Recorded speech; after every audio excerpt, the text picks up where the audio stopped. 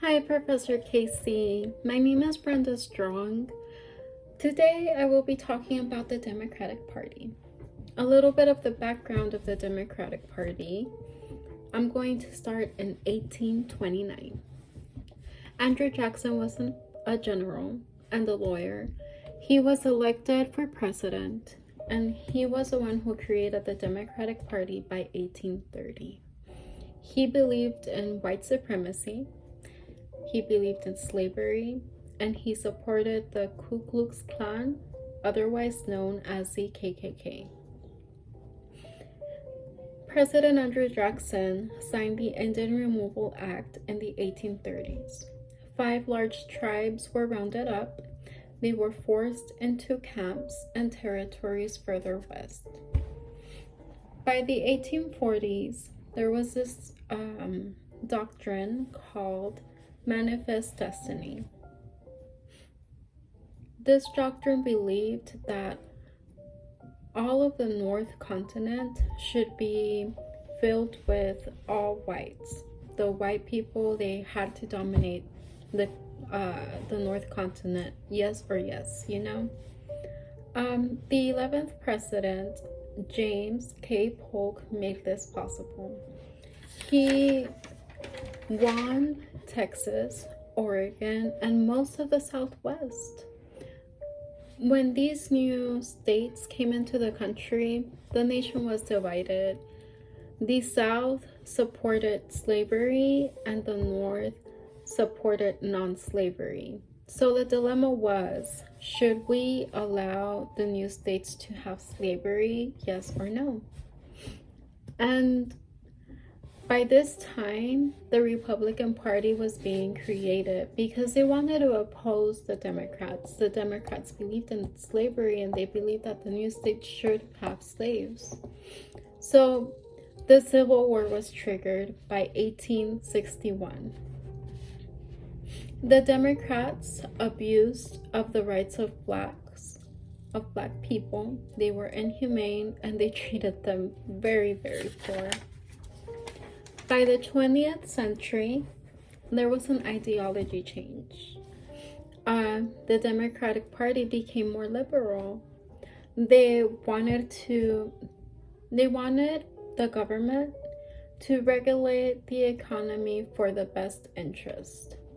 The Democratic Party wanted to improve normal people's lives, like the ordinary people. They wanted to make their lives better, and they wanted to regulate big business because the only people making money were the ones in big business. So in 1964, the Civil Rights Act came into law. This gave the Democratic Party more voters, more black voters, but they were starting to lose votes for the presidential elections following the Civil Rights Act. The U.S. became a minority country. There were a lot of Hispanics, there were a lot of blacks in the U.S. The United States was no longer an all-white country. The Democratic rose above the lost elections because of this reason.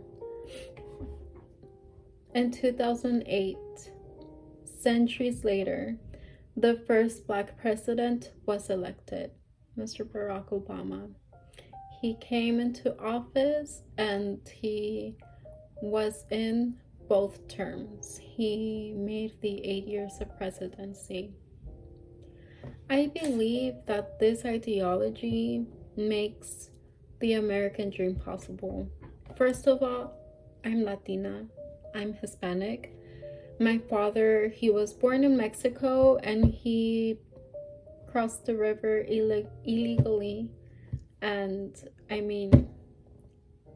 the Democrats, they stand up for minorities. They fight economic inequality. They advocate policies against racial and gender discrimination, which that to me is what makes the American dream.